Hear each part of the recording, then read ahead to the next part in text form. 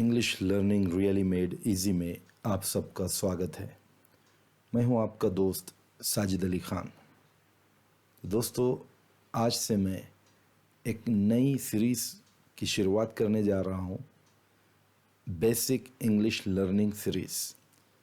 ये दोस्तों, इस सीरीज़ की सबसे ख़ास बात ये होने वाली है कि इसमें मैं ट्रांसलेशन मेथड का इस्तेमाल करने वाला हूं। वो इसलिए कि कुछ लोग जो एजुकेशन इंस्टीट्यूट से दूर होते हैं, अक्सर उनको या तो एजुकेशन पूरी नहीं हुई या वो ड्रॉप आउट्स है, या एजुकेशन में होते हुए भी उनको प्रॉब्लम्स ये होती है कि ग्रामर के कॉम्प्लिकेटेड रूल्स नहीं समझते। तो ऐसे लोगों को मैं इतने आसान तरीके से पढ़ाने जा रहा हूँ जिसमें मैं ग्रामर को मिनिमम जितना हो सके 0% यूज़ करूँगा, और वही कॉम्प्लिकेटेड ग्रामर के रूल को मैं एकदम सिंपल भाषा में समझाते हुए, उसकी प्रैक्टिस करवाते हुए आपको इंग्लिश सिखाने की कोशिश करूँगा। और मुझे उम्मीद है कि ये बहुत ही बेनिफिशियल होगा हर किसी के लिए। तो आइए देखते हैं first part of basic English learning series, जो एकदम हम ज़ीरो से स्टार्ट करने जा रहे हैं। तो दोस्तों, सबसे पहले किसी भी भाषा को समझने के लिए और सीखने के लिए हमें उसके प्रोनाउन का इस्तेमाल करना बहुत ज़रूरी होता है दोस्तों। जैसे हम जब भी बात करते हैं तो मैं, आप, हम, इन्होंने, उन्होंने, इनका, उनका, अपना, मेरा, तुम्हारा, ये हम हिंदी में भी बोलते हैं। तो इसी तरह हमको ये शब्द इंग्लिश में भी आने चाहिए। जैसे मैं के लिए हम इंग्लिश में बोलते हैं आई। अगर हम अकेले खुद की बात करते हैं, चाहे वो लड़का हो, लड़की हो, आदमी हो, औरत हो, बूढ़ा हो, बूढ़ी, जो भी हो, अगर वो सिंगुलर है और वो बात कर रहा है, पहला व्यक्ति एक वचन, यानी पहला व्यक्ति उसे कहते हैं जिससे लैंग्वेज शुरू होती है, जो बात करता है, एक वचन, ठीक है। और वो खुद के लिए आई बोलता है।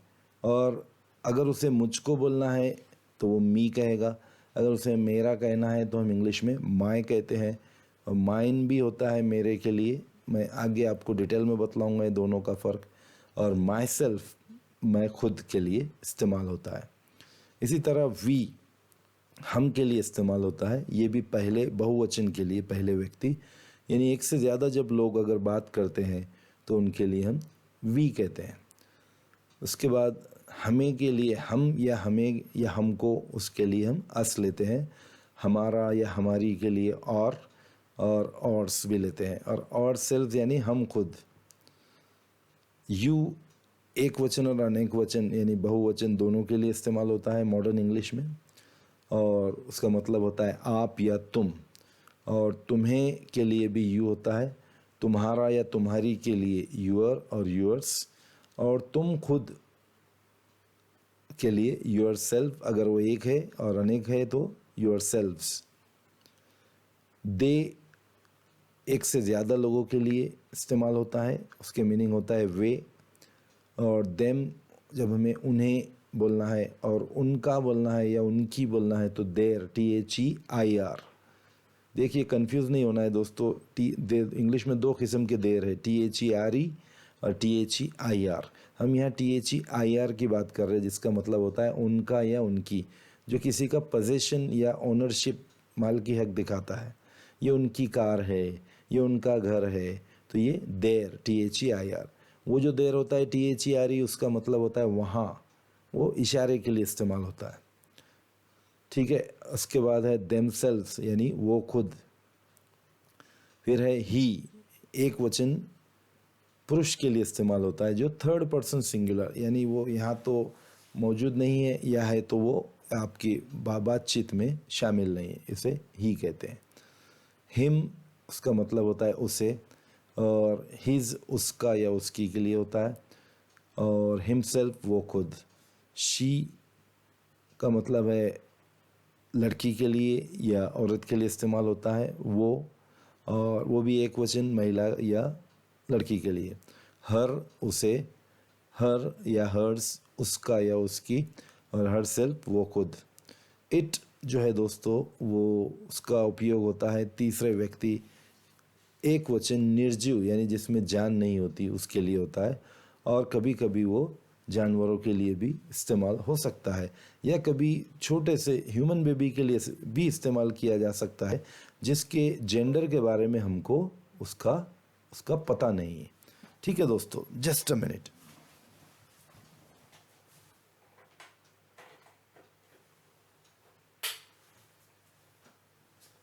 तो फिर हम आगे देखते हैं कि इस इट के लिए इसे और इसका, और इसी तरह इट्स और इट्स सेल्फ यानी ये खुद। तो आइए बढ़ते हैं अपनी अगली स्लाइड की तरफ। ये सब आपको बाय हार्ट याद होना चाहिए दोस्तों। अगर आप इंग्लिश वाकई में सीरियसली सीखना चाहते हो तो मैं एकदम बेसिक ज़ीरो से आपको सिखाने की कोशिश कर रहा हूँ, लेकिन आपको भी मेहनत करनी पड़ेगी और ये सब आपको बाय हार्ट याद होना है। हिंदी में हम मैं के लिए इंग्लिश में क्या है, हमको के लिए इंग्लिश में क्या है, तुमको के लिए इंग्लिश में क्या है, ये आपको याद करना होगी क्योंकि ये ट्रांसलेशन मेथड से हम सीख रहे हैं। चलिए बढ़ते हैं अपनी अगली स्लाइड की तरफ। अब देखिए दोस्तों, एकदम ज़ीरो से हम कैसे सेंटेंस बना सकते हैं बगैर किसी ग्रामर का डिस्कस किए हुए। सबसे ख़ास बात इस सीरीज़ की यही रहेगी कि यहाँ ग्रामर का डिस्कस बिल्कुल नहीं के बराबर होगा, बिल्कुल नहीं। जहाँ ज़रूरत पड़ेगी वहीं मैं बताऊंगा, और जहाँ विदाउट ग्रामर डिस्कशन के अगर मैं आपको सिखा पाऊँ तो बिल्कुल वैसे ही सिखाऊंगा। जैसे यहाँ मैं आपको सिंपल प्रेजेंट टेंस का सेंटेंस सिखा रहा हूँ, लेकिन मैं आपको टेंस का नाम भी नहीं लूँगा, सिर्फ आपको बतलाने के लिए मैंने बोल दिया है। ठीक है, आई का मतलब होता है मैं, अभी हमने देखा है, और प्ले ये एक वर्ब है, ये एक क्रिया का नाम है, खेलना। अब दोनों अलग अलग शब्द है, आई यानी मैं, प्ले यानी खेलना, लेकिन मैं जब दोनों को एक साथ इस्तेमाल करूँगा, आई प्ले और मैंने फुल स्टॉप लगा दिया, ये बन गया एक जुमला, एक सेंटेंस, एक वाक्य। इसका मतलब है मैं खेलता हूँ। अब ये हूँ कहाँ से आया दोस्तों? देखिए, बड़े गौर करने वाली बात है। ये हूँ यहाँ पर तो कहीं ट्रांसलेशन में हूँ तो हम एम को कहते हैं इंग्लिश में, एम यानी हूँ, लेकिन हमने ऐसा तो लिया ही नहीं यहाँ आई एम प्ले, राइट। तो ये जो हूँ है, ये हूँ हमको अपने मर्ज़ी से लगाना होता है सेंटेंस में, खुद उसको सपोज करना होता है। आई प्ले, मैं खेलता हूँ। अब उसके आगे हम कोई भी ऑब्जेक्ट लगा दो, आई प्ले फुटबॉल, मैं फुटबॉल खेलता हूँ। आप लगा सकते हो I play cricket, I play volleyball, I play basketball, I play hockey. आप कुछ भी लगा दो, उस हिसाब से उस प्रकार से सेंटेंस बनते जाएंगे। देखिए कितना आसान है दोस्तों, सिर्फ आपने आई लिया और उसके आगे वर्ब का फर्स्ट फॉर्म लगाते चले गए और मीनिंग बदलता गया। ओके, नेक्स्ट है वी यानी हम और प्ले यानी खेलना। तो जब दोनों को हम साथ में लेंगे और फुल स्टॉप लगा देंगे तो बन जाएगा सेंटेंस वी प्ले, यानी हम खेलते हैं। अब देखिए यहाँ हैं कहीं पर भी नहीं है, हैं के लिए हमें इंग्लिश में चाहिए आर, लेकिन हम ऐसा नहीं बोल रहे वी आर प्ले, वो तो रॉन्ग हो जाएगा सेंटेंस। तो यहाँ पर एक बात याद रखिए, प्ले अगर अकेला वर्ड है तो उसका मतलब खेलना, लेकिन अगर प्ले सेंटेंस में आ गया तो उसका मतलब है खेलते हैं। वी प्ले फुटबॉल, हम फुटबॉल खेलते हैं। आप कोई भी गेम लगाकर दूसरा सेंटेंस बना सकते हो। फिर है यू यानी तुम, प्ले यानी खेलना। यू प्ले यानी तुम खेलते हो। देखिए यहाँ हमने हो डाला है एक्स्ट्रा, जिसका यहाँ पर कोई ट्रांसलेटिव वर्ड नहीं है। और आगे हम कुछ भी गेम के नाम बदल सकते हैं। वी प्ले फुटबॉल, तुम फुटबॉल खेलते, सॉरी यू प्ले फुटबॉल, तुम फुटबॉल खेलते हो। यहाँ पे यू आना चाहिए था, बाय मिस्टेक वी आ गया। ओके, दे यानी वे, प्ले यानी खेलना, तो इसका होगा दे प्ले, वे खेलते हैं, यानी एक वचन से ज़्यादा के लिए है ये, अनेक वचन के लिए। एक से ज़्यादा लोग जब खेलते हैं तो हम कहते हैं दे प्ले फुटबॉल, वो फुटबॉल खेलते हैं। और ही यानी वो एक वचन के लिए होता है, एक व्यक्ति के लिए। खेलना यानी प्ले, ही प्लेस, देखिए यहाँ हमने एस लगाया। आगे मैं बताऊंगा, अभी आप बिल्कुल झंझट में जाना नहीं है हमको कोई ग्रामर की, सिर्फ आपको इतना याद रखना है कि ही शी इट और कोई सिंगुलर नाम के साथ अगर कोई वर्ब आता है तो उसको हमें फ़िलहाल एक कुछ तो भी ऐड करना है आगे, जिसे हम सफिक्स कहते हैं, और यहाँ हमने एस लगाया है। ठीक है, ही प्लेस, वो खेलता है। ही प्लेस फुटबॉल, वो फुटबॉल खेलता है। शी प्लेस, शी अलग है वो और प्ले अलग है खेलना। लेकिन दोनों साथ में आ गया तो शी प्लेस, वो खेलती है। देखिए यहाँ पर यही प्ले ऊपर आया तो खेलता के सेंस में आया, और यही प्ले नीचे आया तो खेलती के सेंस में आया। देखिए दोस्तों, ये बात बहुत गौर करने वाली है, कैसे एक शब्द के कितने मीनिंग होते हैं इंग्लिश में according to the sentence. Sentence के अनुसार मीनिंग कैसे बदलते हैं। यही प्ले यहाँ पर खेलता आ रहा है, यही प्ले यहाँ पर खेलते बन रहा है, यही प्ले यहाँ पर फिर से खेलता हो रहा है। कहीं खेलता बन रहा है, कहीं खेलते बन रहा है, कहीं खेलती बन रहा है। तो डिपेंड कर रहा है कि ये किस सेंटेंस में यूज़ हो रहा है, उसके अनुसार इसका अर्थ, इसका मीनिंग, इसके मायने बदल रहे हैं। ये बहुत ही ब्यूटी है इंग्लिश लैंग्वेज की कि एक ही शब्द कई तरह के मीनिंग देता है। ये इंग्लिश की खूबसूरती है और यही हमें सीखना है दोस्तों। तो यहाँ शी है, लड़की की बात हो रही है, इसलिए हमने उसको खेलती का नाम दे दिया, प्ले को खेलती कर दिया। यहाँ ही था लड़के के लिए, इसलिए हमने उसे खेलता बोला। यहाँ हम ही प्लेस, वो खेलती है, ऐसा तो हम नहीं बोलेंगे, लड़के को हम खेलती नहीं बोलते हैं, लड़की को खेलती कहते हैं। तो इस तरह से हमें सेंटेंस का मीनिंग लेना है। शी प्लेस फुटबॉल, वो फुटबॉल खेलती है। इट यानी ये, इट प्ले, इट प्लेस, ये खेलता है। हो सकता हो कोई एनिमल है, ठीक है, डॉग फुटबॉल खेलता है, आजकल तो कुछ भी पॉसिबल है, ठीक है। हाँ, इट प्लेस फुटबॉल, ये फुटबॉल खेलता है। फिर हम इसके अलावा हम कुछ नाम भी ले सकते हैं, डायरेक्ट नाउन, जैसे जावेद प्ले, जावेद खेलता है, जावेद प्लेस, जावेद खेलता है। देखिए हमने यहाँ खेलती नहीं ली क्योंकि जावेद लड़का है। अगर यहाँ सारा या कोई और नाम होता तो हम सारा खेलती है ऐसा लेते थे। Javed place football, Javed football खेलता है। फिर देखिए नवीद ईट्स फूड, नवीद खाना खाता है, ठीक है। या अब यहाँ खाना यानी फूड और ईट्स यानी खाना। देखिए हिंदी में हम दोनों के लिए खाना बोलते हैं, एक्टिविटी को भी खाना बोलते हैं और उस नाउन को यानी जो चीज़ हम खा रहे हैं, लंच है, ब्रेकफास्ट है, डिनर है, सपर है, उसको भी हम खाना ही बोलते हैं। लेकिन इंग्लिश में उसके लिए अलग वर्ड है, फूड यानी अलग है। एक उस एक्शन को जो हम फूड को खा रहे हैं उसे ईट कहते हैं, EAT, ईट। और ये हम एक वचन के साथ हमने लिया है, इसलिए हमने यहाँ पर एस लगा दिया। तो नवीद खाना खाता है, Naveed Yeats food. Raju reads newspaper, Raju अखबार पढ़ता है। तो देखिए यहाँ पर राजू लड़का है इसलिए है के मायने आ रहे हैं, या पढ़ता है कह रहे हैं, पढ़ती है नहीं कह रहे हैं। टीचर्स टीच ऑल सब्जेक्ट, देखिए शिक्षक सभी विषयों को पढ़ाते हैं। देखिए पढ़ाते हैं क्योंकि अनेक वचन की बात हो रही है, टीचर्स प्लूरल अनेक वचन की बात हो रही है, इसलिए पढ़ाते हैं। अगर एक ही टीचर की बात होती तो यहाँ पे एस लग जाता, टीचर्स ES लगता, सॉरी। और उसके बाद हम क्या करते, इसको पढ़ाता है ऐसे लिखते थे, ठीक है। नेक्स्ट है हमारा सारा ड्राइव्स अ कार, सारा कार चलाती है। देखिए अब यहाँ पर चलाती है, हम यहाँ चलाता है नहीं बोल रहे क्योंकि सारा लड़की है। Rahul and Ravi watch YouTube videos, Rahul और रवि यूट्यूब वीडियो देखते हैं। My teacher teachers English excellently, मेरा टीचर जो है तो इंग्लिश बहुत ही अच्छे से पढ़ाता है, उत्कृष्ट तरीके से एक्सलेंटली पढ़ाता है। तो मुझे उम्मीद है दोस्तों आपको बहुत अच्छे से समझ में आया होगा। आइए बढ़ते हैं अपनी अगली स्लाइड की तरफ। अब हमें देखना है दोस्तों इनके मायने और इनका इस्तेमाल कैसे होता है। मी यानी मुझको, माई यानी मेरा, माइन यानी मेरा, और माई सेल्फ मैं खुद, मी स्वतः। इसी तरह अस और ये सब के हम सेंटेंस में इस्तेमाल देखेंगे, उसको किस तरीके से वाक्यों में उसका उपयोग किया जाता है। ही हेल्प्स मी, अब देखिए यहाँ मी के मायने मुझको, वो मेरी मदद करता है। अब यहाँ देखिए दोस्तों, यहाँ मुझको हमने मी को मुझको नहीं बोल रहे हैं, मेरी कह रहे हैं, जबकि यहाँ मेरी के लिए मेरा के लिए माय आ रहा है, जबकि हम मी ले रहे हैं। और मी का मायने हम क्या निकाल रहे हैं यहाँ पर, मेरी मदद करता है। वो मुझको मदद करता है, हम ऐसे तो नहीं बोल सकते। तो सेंटेंस के अनुसार ही हमको मायने लेना है। और एक चीज़ याद रखिए, आपको इंग्लिश सीखने में बहुत आसानी होगी। आप किसी भी वर्ड को लेकर अपना माइंड रिजिड नहीं बना लेना, सख्त माइंड नहीं बना लेना कि इसके यही मायने है और ज़िंदगी भर में वही मायने हर जगह अप्लाई करूँगा। अगर आप ऐसा सोचते हो तो आप इंग्लिश सीखना आपके लिए बहुत मुश्किल हो जाएगा। इंग्लिश बहुत ही फ्लेक्सिबल लैंग्वेज है दोस्तों, और एक शब्द के कई मायने होते हैं, डिपेंड करता है वो किस सिचुएशन में यूज़ हो रहा है।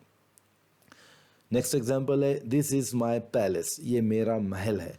अब देखिए यहाँ माई यानी मेरा, एग्जैक्टली वही मीनिंग में आया है यहाँ पर। I myself completed that project, मैंने खुद उस प्रोजेक्ट को पूरा किया। तो मैंने खुद, देखिए यहाँ मैंने खुद भी सही उसी मीनिंग में आया है। तो बाज़ दफ़े ये सेम एग्जैक्ट मीनिंग में भी आ सकता है, और बाज़ दफ़े ये कुछ और मायने में भी हमको लेना पड़ सकता है। जैसे यहाँ मी मुझको होता है, लेकिन हमने यहाँ मी के मायने मेरी लिए, मेरी मदद करता है। ओके, नेक्स्ट है दे इन्फॉर्म्ड अस। अब यहाँ अस के मायने हमें या हमको, तो हमने एग्जैक्ट मायने में लिया, उन्होंने हमें सूचित किया, इन्फॉर्म किया। दैट इज़ आवर कार, वो हमारी कार है। अब देखिए यहाँ पर और यानी हमारी, जबकि हमने यहाँ क्या मायने लिया, और क्या मायने हमारा। तो हमारा या हमारी भी हो सकता है depending upon the sentence. Next है वी और सेल्फ फिनिश्ड और होमवर्क, हमने खुद अपना होमवर्क पूरा किया। अब देखिए यहाँ और सेल्फ के यानी हम खुद, लेकिन हमने यहाँ मीनिंग क्या लिया, हमने खुद। हम ऐसा नहीं बोल सकते हम खुद अपना होमवर्क पूरा किया, हमको इस सेंटेंस के अनुसार हमने बोलना चाहिए। तो यही वर्ड यहाँ जो इसके मायने हम बता रहे हैं हम खुद है, तो उसके मायने यहाँ हम क्या ले रहे हैं, हमने खुद अपना होमवर्क पूरा किया। तो according to the situation.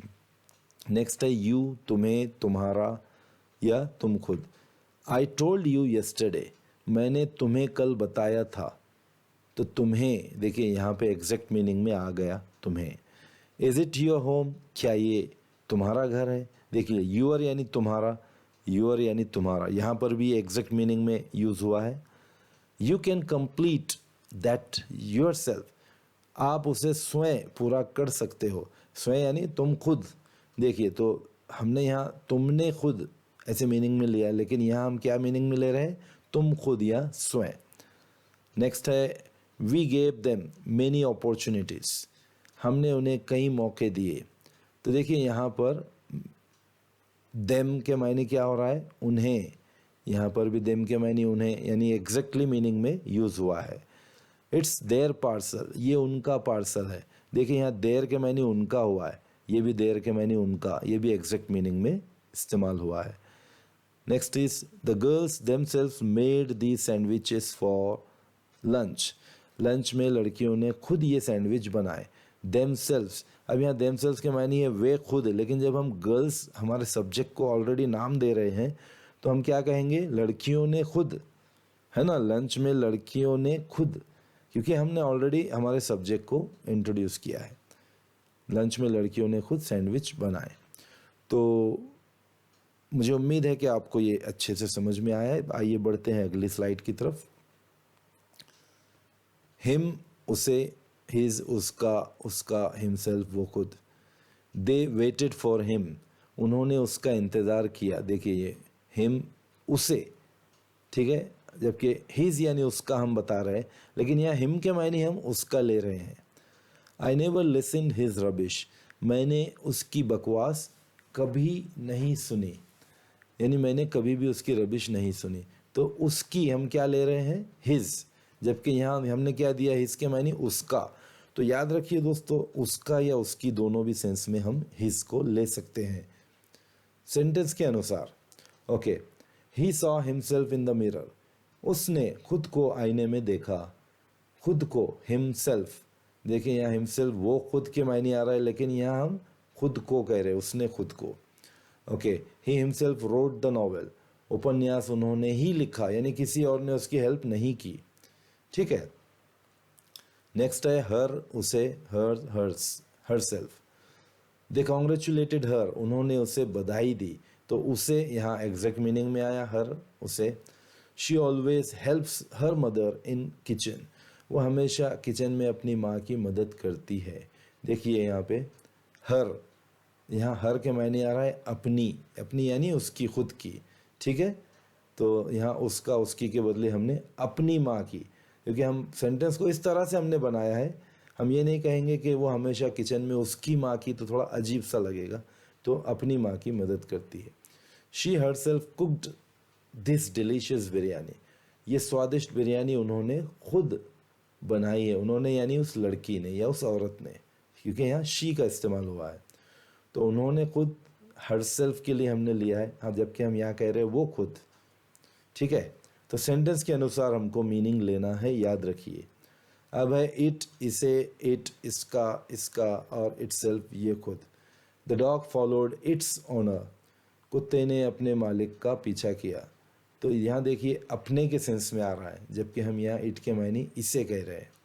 I bought a car, its colour is white, मैंने कार खरीदी, उसका रंग सफ़ेद है। तो देखिए उसका या इसका, इस सेंस में आ रहा है it's. That animal hunted for itself, उस जानवर ने अपने लिए शिकार किया, यानी उसको खाने के लिए शिकार किया, खुद के लिए। तो हम यहाँ क्या कह रहे हैं, इटसेल्फ। तो यहाँ कह रहे हैं उसने खुद, उस जानवर ने खुद, यानी किसी और ने उसकी हेल्प नहीं की। चलिए, उम्मीद है कि आपको अच्छे से समझ में आया होगा।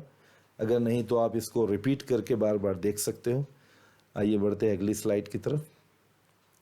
अब दोस्तों, ये बहुत ही कमाल का पार्ट है मेरे लेक्चर का, और मैं पूरी उम्मीद कर रहा हूँ, पूरी आशा कर रहा हूँ कि आपको ये बहुत ही खुश करने वाला पार्ट है। यहाँ मैं आपको एक एक हिस्सा लैंग्वेज का एकदम ज़र्रा ज़र्रा अलग करके बताने की कोशिश कर रहा हूँ। बस आप ध्यान से सुनिए और समझने की कोशिश कीजिए। हम ट्रांसलेशन मेथड एक एक्सपेरिमेंटल तौर पे हम पढ़ रहे हैं, ठीक है। एम यानी हूँ, इज़ यानी है, और आर यानी हैं। है और है में फ़र्क है। हम एक वचन के लिए है लेते हैं और अनेक वचन के लिए हैं लेते हैं, और आई के लिए हमेशा एम लेते हैं, ये तो सबको पता है। अब देखिए इसको हम कैसा इस्तेमाल करते हैं। आई एम अ टीचर, मैं एक शिक्षक हूँ। देखिए हूँ आ गया, एम, ठीक है। ही इज़ अ राइटर, वो एक लेखक है। देखिए यहाँ इज़ आ गया, है। शी इज़ अ रेसलर, वो एक पहलवान है, सिंगुलर है इसलिए है। और दे आर माई फ्रेंड्स, वो मेरे दोस्त हैं, अनेक वचन है इसलिए आर आ गया। इस तरह से आप बहुत से सेंटेंस बना सकते हो, उनको मीनिंग में इस प्रकार से लेते हुए। अब चलिए अगले पार्ट की तरफ। हैव और हैज़, दोस्तों अक्सर लोग यही समझते हैं कि हैव और हैज़ सिर्फ हेल्पिंग वर्ब बनकर ही आते हैं, लेकिन दोस्तों ऐसा नहीं है। हैव और हैज़ सिंपल प्रेजेंट टेंस में हमारे ओनरशिप को बताने के लिए भी आते हैं, जिसे हम कहते हैं पॉसेसिव केस ग्रामर में। लेकिन मैं ग्रामर के हाई फाई टर्म्स यूज़ करके आपको डराना नहीं चाहता। सिंपल चीज़ को, उसको, उसी टर्म को मैं सिंपल भाषा में बताऊंगा। हैव का मतलब है यहाँ पर पास होना। पास होने का मतलब ये नहीं है कि एग्ज़ाम में पास होना। पास होना मतलब कोई चीज़ आपके पास होना, ठीक है दोस्तों। जैसा हम कहते हैं ना, मेरे पास हाथी है, मेरे पास घोड़ा है, मेरे पास बंगला है, मेरे पास प्लेन है, मेरे पास कारें हैं। तो ये पास है, आप, मुझे उम्मीद है आप समझ रहे हो। और इसी तरह हैज़ का मतलब भी होता है पास होना, लेकिन दोनों का इस्तेमाल में थोड़ा फ़र्क है। जब भी आप आई, वी, यू, दे और अनेक वचन के साथ अगर ऐसे कोई चीज़ बता रहे हो तो आप हैव लोगे, और ही, शी, इट या एक वचन के साथ अगर बता रहे हो तो हैज़ लोगे, ठीक है दोस्तों। चलिए देखते हैं examples. We have a horse, हमारे पास एक घोड़ा है, यानी हम उसके ऑनर है, हम उसके मालिक हैं, हमने वो ख़रीदा है, ठीक है। They have lots of books in their library, उनकी लाइब्रेरी में ढेर सारी किताबें हैं। देखिए हैव, ठीक है। शी हैज़ अ डॉग, अब देखिए यहाँ हमने हैव नहीं लिया, जैसे कि मैंने बताया आपको, ही, शीट और एक वचन के साथ हैज़ लेंगे हम। शी हैज़ अ डॉग, उसके पास एक कुत्ता है, यानी वो उसकी ऑनर है, उसने ख़रीदा है, या हो सकता किसी ने उसे गिफ्ट दिया है, लेकिन वो, उसके पास कुत्ता है। ही हैज़ अ कार, उसके पास कार है। तो ये हैज़ यहाँ पे हमें किसी के मिल्कियत का, किसी के पोजीशन का, किसी की ओनरशिप या बिलोंगिंगनेस का हमको मैसेज दे रहा है। दिस लॉक हैज़ अ की, इस ताले की एक चाबी है। You have too much knowledge of English language, आपको अंग्रेज़ी भाषा का बहुत अधिक ज्ञान है, यानी बहुत नॉलेज है आपको, तो उसके लिए भी हैव। अब दोस्तों कुछ ऐसी बातें होती है जो चीज़ें हमारे पास है और कभी वो चीज़ें हमारे पास नहीं भी होती है, वो पास्ट में चली जाती है। यानी हम उसको बेचकर कोई अच्छी चीज़ खरीदते हैं। ये भी हो सकता है हम जब ज़्यादा तरक्की कर रहे हैं तो हम पुरानी चीज़ों को बेच के नई नई चीज़ें लेते हैं और अपडेटेड मॉडल्स लेते हैं। तो अब वो चीज़ अगर आपके पास नहीं है तो आप कैसे कहोगे कि मेरे पास वो चीज़ थी? जैसे यहाँ हमने कहा कि वी हैव अ हॉर्स, हमारे पास एक घोड़ा है, लेकिन अब हमने शायद वो घोड़ा बेच दिया, तो हम क्या कहेंगे? We had a horse. तो हैड के मायने पास था, यानी अब वो नहीं है। हैड आप उसी वक्त लोगे कोई भी पोजीशन दिखाने के लिए, कोई भी मालिकी हक दिखाने के लिए। आप जब भी हैड लोगे उसका मतलब आप उस चीज़ के मालिक अभी नहीं हो, वो चीज़ अब आपके पास नहीं है, तभी आप हैड लोगे। अगर वो अब भी है तो आप हैव या हैज़ लोगे सब्जेक्ट के अनुसार। अगर subject I we you they और अनेक वचन है तो हैव लोगे, और सब्जेक्ट ही शी इट और एक वचन है तो हैज़ लोगे। तो वी हैड अ हॉर्स, हमारे पास एक घोड़ा था इसलिए बोल रहे हैं कि अब नहीं है, इसीलिए हमने हैड लिया। They had lots of books in their library, उनकी लाइब्रेरी में ढेर सारी किताबें थीं, यानी अब नहीं है। शी हैड अ डॉग, उसके पास एक कुत्ता था। हो सकता उसने किसी को गिफ्ट कर दिया, हो सकता वो कहीं चला गया, हो सकता उसने बेच दिया। ही हैड अ कार, उसके पास एक कार थी, अब नहीं है।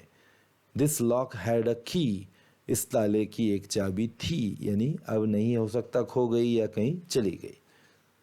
You had too much knowledge of English, आपको अंग्रेज़ी का बहुत ज्ञान था। या आप उस वक्त बोल रहे होंगे, शायद आप रिटायर्ड हो गए, आप जब आपकी सर्विस में थे तब आपको बहुत ज़्यादा ज्ञान, यानी ज्ञान तो अभी भी है, ज्ञान कहीं जाता नहीं है दोस्तों, वो तो लाइफ लॉन्ग होता है। वही एक चीज़ है जो भगवान ने, अल्लाह ने, ईश्वर ने जो दी है, जो कभी भी हमारी मौत तक कभी जाने वाला नहीं है। दौलत बांटने से चाहे चली जाए, लेकिन ज्ञान आपका बढ़ते ही रहेगा, वो कभी नहीं जाएगा। लेकिन ये सेंटेंस हम किस सिचुएशन में बोलेंगे, किस कॉन्टेक्स्ट में बोलेंगे? You had too much knowledge of English, आप उस वक्त बोलेंगे, शायद आपको कोई स्टूडेंट बोल रहा है कि सर आप जब पढ़ाते थे हमें कॉलेज में तो you had too much knowledge of English, तो आपको बहुत ज्ञान था आपके सब्जेक्ट का। यानी आज तो उससे भी ज़्यादा होगा, लेकिन आप उस सिचुएशन में ऐसे सेंटेंस बोल सकते हो। तो दोस्तों मुझे उम्मीद है कि आपको ये बहुत अच्छे से समझ में आया है। बहुत ही आसान भाषा में, आसान सरल भाषा में मैंने इसको एक्सप्लेन करने की पूरी कोशिश की है। और मैं ज़्यादा नहीं, हर वीडियो में मैं 1 2 3 इससे ज़्यादा कॉन्सेप्ट नहीं बताऊंगा, और इसी पर हम कुछ प्रैक्टिस भी करेंगे जैसे हमने यहाँ किया है। और एक छोटा सा होमवर्क दोस्तों आपके लिए, ताकि आप भी इंटरेस्ट के साथ सीखते रहो। जैसे हमने देखा है एम, हूँ, इज़, है और आर हैं, और मैंने कुछ एग्जाम्पल दिए, तो आप इसके ज़्यादा नहीं, सिर्फ 5 एग्जाम्पल मुझे बनाकर कमेंट में डालना है दोस्तों। इसी तरह हैव यानी पास होना, हैज़ यानी पास होना ही शीट के लिए, तो आप यहाँ पर भी इसके भी 5 एग्जाम्पल, और हैड के भी 5 एग्जाम्पल आप बनाकर मुझे टोटल मुझे 15 एग्जाम्पल्स। मैं उम्मीद कर रहा हूँ कि आप इसको सीरियसली लोगे, तभी मज़ा आएगा दोस्तों। क्योंकि अगर आप उसमें कुछ गलती करते हो तो मैं फिर मेरे नेक्स्ट वीडियो में उसके ऊपर चर्चा करूँगा कि उसमें क्या मिस्टेक हुई थी, और फिर आपकी वो गलती हमेशा के लिए आपसे दूर हो जाएगी, आपको सीखने को मिलेगा। तो with this we came to the end of this chapter, और ये सीरीज़ मैं बहुत ही उम्मीदों के साथ शुरू कर रहा हूँ दोस्तों। बहुत मुश्किल है इस तरह का डाटा कलेक्ट करना, आप यकीन जानिए बहुत मुश्किल है, और बहुत टाइम कंज्यूमिंग भी है दोस्तों। और इसको मैं इसीलिए एक नया एक्सपेरिमेंट कर रहा हूँ। I am not boasting about my self, लेकिन मुझे इंग्लिश में एक्सपेरिमेंट करना बहुत पसंद है दोस्तों। और ये ट्रांसलेशन मेथड है, और मैं एक एक कॉन्सेप्ट मैं पूरी कोशिश करूँगा आपको ट्रांसलेशन के ज़रिए ही समझाऊँगा। सिर्फ आपसे इतनी उम्मीद है कि आप चैनल को लाइक और सब्सक्राइब कीजिए, और अपने दोस्तों में जो आपको लगते हैं कि इसके बिल्कुल डिज़र्विंग है, यानी जो कॉम्प्लिकेटेड ग्रामर से डरते हैं, हालांकि बहुत ही एक से एक हीरोज़ हमारे बैठे हुए यूट्यूब पर, बहुत ही बढ़िया टीचर्स हमारे बैठे हैं यूट्यूब पर जो ग्रामर को बहुत अच्छे से समझा रहे हैं। तो कुछ लोग हैं लेकिन उस लेवल पे जिनको नहीं समझ में आ रहा है, तो उनके लिए मैंने एक छोटी सी कोशिश की है, और मैं आगे भी करता रहूँगा। और मुझे उम्मीद है कि आप इस ट्रांसलेशन मेथड का सही फ़ायदा उठाओगे, और आपकी राय मुझे बहुत ज़रूरी है दोस्तों, क्योंकि एक नया एक्सपेरिमेंट हो रहा है। आपकी राय का मुझे बेसब्री से इंतज़ार रहेगा। और ज़रूर मुझे कमेंट में बतलाइए कि ये आपको कैसा लगा, और इसमें अगर कुछ और आप मुझे राय देते हो तो मैं और इम्प्रूव करने की ज़रूर कोशिश करूँगा। और मिलता हूँ आपसे इसके नेक्स्ट पार्ट में बहुत जल्द। Till then, take care and God bless you all. Bye bye.